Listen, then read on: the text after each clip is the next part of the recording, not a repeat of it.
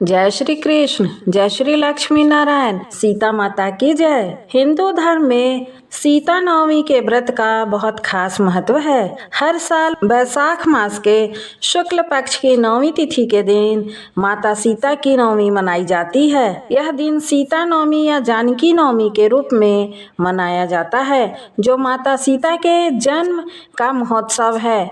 माना जाता है कि इसी दिन माता सीता का प्राकट्य हुआ था। माता सीता के पूरे विधि विधान से इस दिन पूजा और व्रत करने का विधान है। विधि विधान से व्रत करने और पूजा पाठ करने से सुहागिनों को सौभाग्य का आशीर्वाद प्राप्त होता है।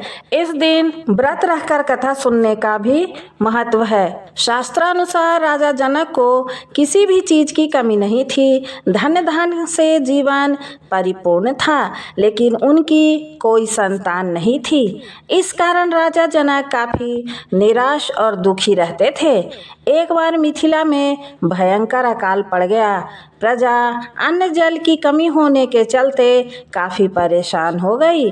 ऐसे में जनक ने ऋषियों की सलाह पर राज्य में यज्ञ का आयोजन किया। यज्ञ में पूर्णाहुति से पहले जनक जी को अपने हाथों से खेत में हल चलाना था। ऋषियों के कहे अनुसार राजा जनक ने खेत में हल चलाना शुरू किया। तभी अचानक उनका हल किसी धातु से टकराया। काफी कोशिश करने के बाद भी जब राजा जनक जी इसे हटा नहीं पाए तो उन्होंने उस स्थान की खुदाई शुरू करवाई। वहां से एक कलश निकला। जनक जी ने जैसे ही कलश का ढक्कन हटाया, उसमें एक नवजात कन्या मुस्कुराती हुई नजर आई। राजा जनक ने उस कन्या को अपनी पुत्री के रूप में स्वीकार कर महल ले गए और उस कन्या का नाम सीता रखा। खुदाई के दौरान हल से कलश के टकराने पर राजा जनक को सीता मिली थी।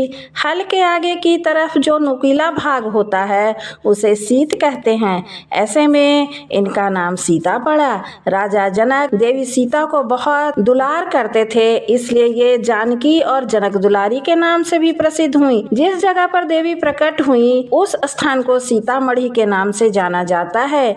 आज भी सीतामढ़ी में देवी सीता का जन्मोत्सव बड़े धूमधाम से मनाया जाता है। सीता नवमी की पौराणिक कथा के अनुसार मारवाड़ क्षेत्र में एक श्रेष्ठ धर्मपरायण ब्राह्मण निवास करते थे।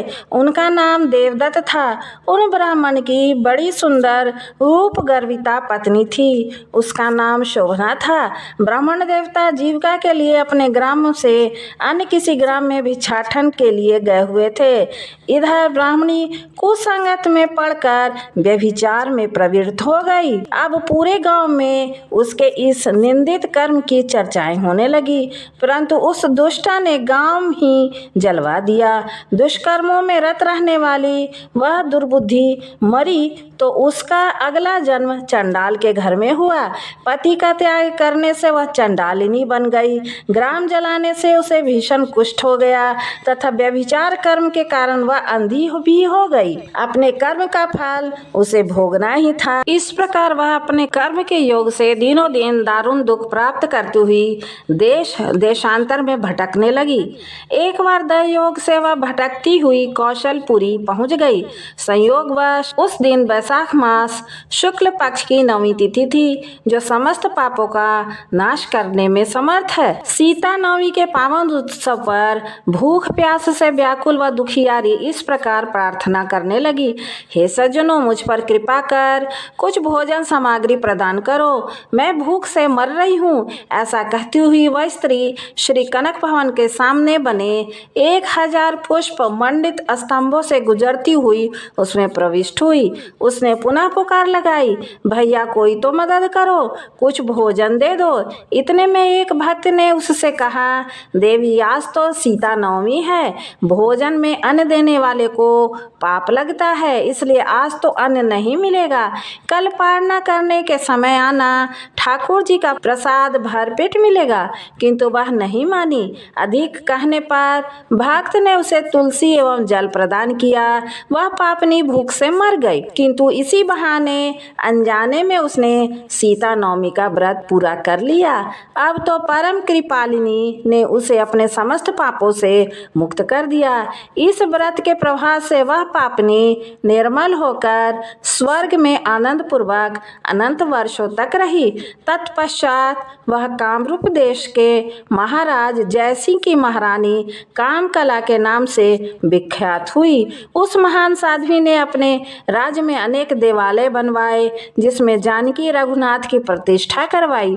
इस दिन जानकी स्तोत्र, रामचंद्र अष्टकम, रामचरितमानस आदि का पाठ करने से मनुष्य के सभी कष्ट दूर हो जाते हैं। अतः सीता नवमी पर जो श्रद्धालु माता जानकी का पूजन अर्चन करते हैं, उन्हें सभी प्रकार के सुख सौभाग्य की प्राप्ति होती है। सीता माता की जय। श्री रामचंद्र भगवान की जय।